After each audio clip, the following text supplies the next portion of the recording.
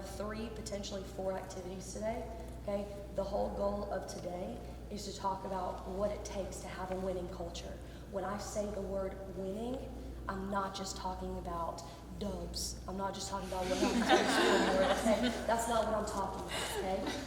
I'm talking about what it looks like every day to have that culture of excellence, right? This is winning in school, right? This is winning on the court when it actually matters, and winning when it doesn't. This is winning when we're talking to coach, when we're talking to our teammates. Across the board, we set a standard for ourselves, and that's where we live. We don't ever drop any lower than that. Cool? So when I'm talking about winning today, that's what I mean when I say the word win. At some point, no amount of talent, no amount of effort matters. Everybody's been working hard, right? But when you come onto this gym floor, then it becomes about competing and committing to the fact that you guys will compete no matter what. So you ready to compete? Here's the goal. We are trying to get it around in whatever time I decide, which I'm not telling you yet, with the least amount of drops. Make sense?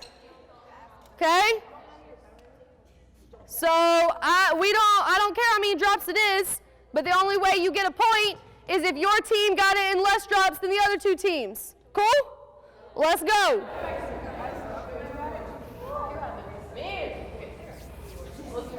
Go ahead, toss that one. What's that, a third one? Yep.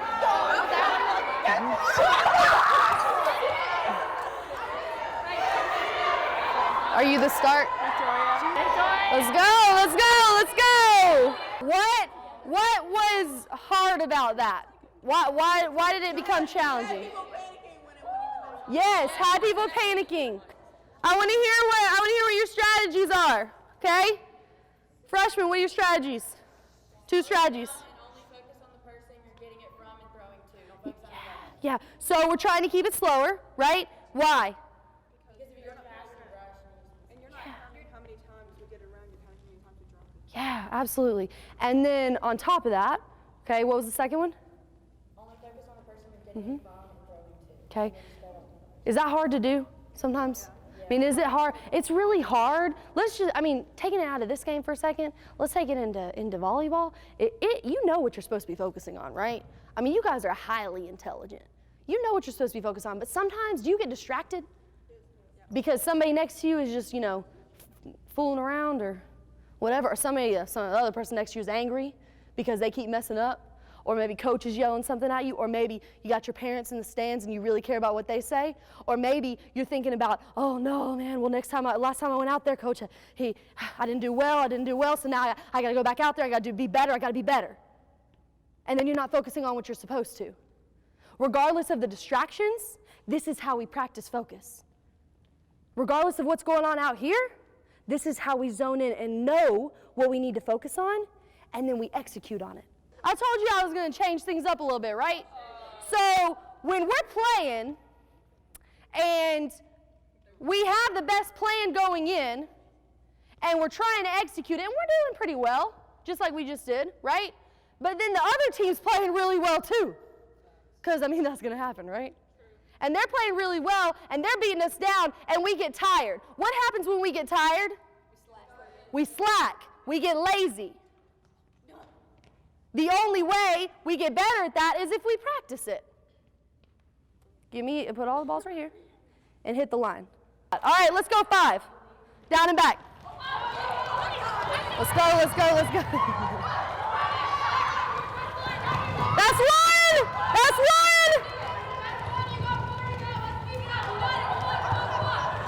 That's 2! That's 2! Let's go, guys, let's go!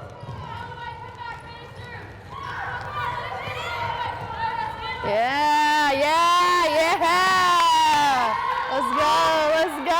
Let's go. All right, I told you I'd mix it up, right? Go get in your groups, let's go, quick. We don't have time to rest. We have time to rest in the game, let's go.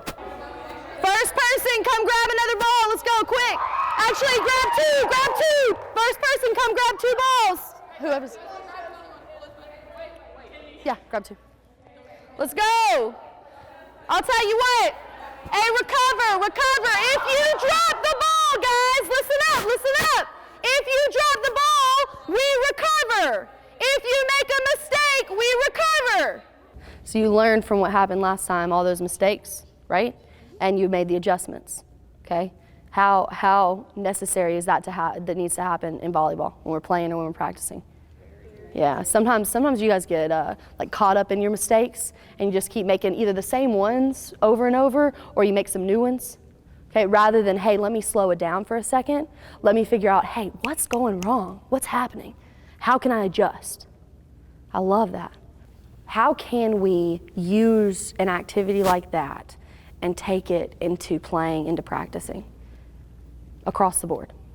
When we get like angry, Mm-hmm. we tend to like rush through things and not like think about what we're doing. So like, especially like when we get really upset with ourselves, we should just try and slow down and focus on like the end goal. And Not get flustered so easily. Absolutely.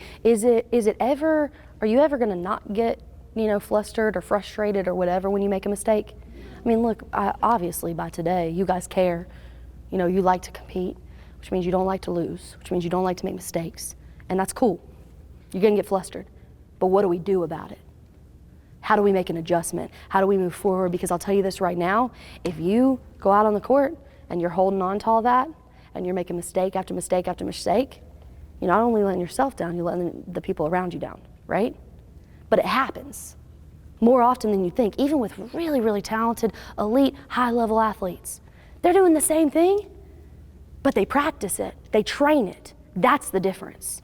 They're disciplined in, when this happens, this is how I choose to respond. When I get frustrated, this is what I do about it. So that I can use what I'm doing to help my team, even if I'm not in my A game. How else can we use it? So when we get flustered, when we get frustrated, when we make mistakes, how else?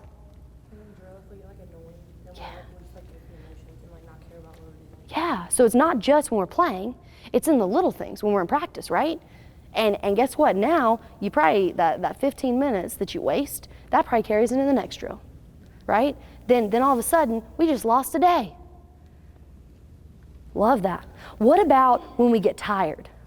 What happened after we ran when we got tired? We really slowed down a lot. Yeah. What happens when you're playing and you get tired? Your competitive level drops. Mm-hmm. You start thinking, use your brain.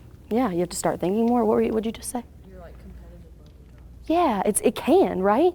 Easily. When we get tired and we don't have as much to give, that makes sense, right? I mean, automatically it's gonna drop a little bit, okay? The energy on the bench isn't gonna be as loud. The energy on the court, you might not talk as much. I've seen that happen tons of times. And you guys know you play better when you communicate, right? So when we get tired, the little things fall apart. The communication, the effort, the paying attention, thinking through things. And what happens, those little things, they add up. And when they add up, we make bigger mistakes. And then you make a mistake, and you're upset, and you're in your own head, and then that causes the person next to you to make a mistake. And then all of a sudden, we've created a chain reaction. I don't expect when you're tired for us to be up here 24/7, okay? I do not expect that because it is so hard to consistently make that happen. But I do expect whatever you've got, you give all of that. Because if you give all of that, then you make that the standard for yourself and then for the people around you.